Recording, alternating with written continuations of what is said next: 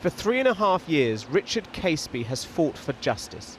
He headed into court in Birmingham today to hear a care provider plead guilty to safety failures linked to the death of his son.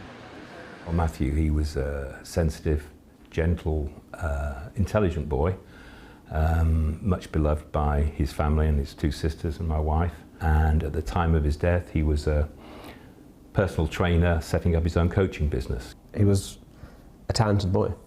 Yeah, he was a talented boy, and it was a complete shock when he suffered an acute psychotic episode. In 2020, Matthew was sectioned and sent to Priory Hospital Woodbourne in Birmingham. After multiple attempts to escape, he was left unaccompanied outside and climbed over a fence. Hours later, Matthew was hit by a train. What was it like the days after that? Well, you know, loss of a child. You know, it was a great crisis. And then in the weeks that came along afterwards, tried to find some answers. He found there had been 3 other escapes over the hospital's fences between 2018 and 2020. And during the inquest into his son's death, another patient managed to abscond. Well, there was chaos as far as I can divine. People who changed shift weren't told about what was actually happening to Matthew or possibly other patients, and yet he was still allowed out in an external courtyard with this dangerously low fence while he was unaccompanied. The Priory Woodbourne had one of the worst rates of absconsion of any Priory facility in the UK.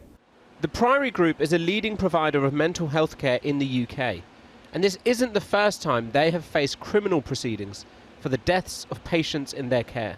The patterns of failure we see are around fundamentally unsafe environments, failings in risk assessments, in observations, problems with lack of proper staff training.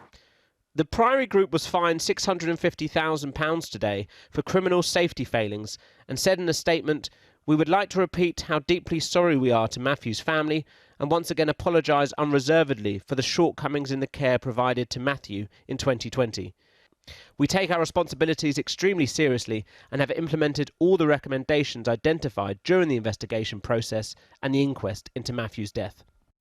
Leaving court, Richard said today's fine brought no real satisfaction given his son is no longer here, but that he would continue to work with other families to hold the Priory to account.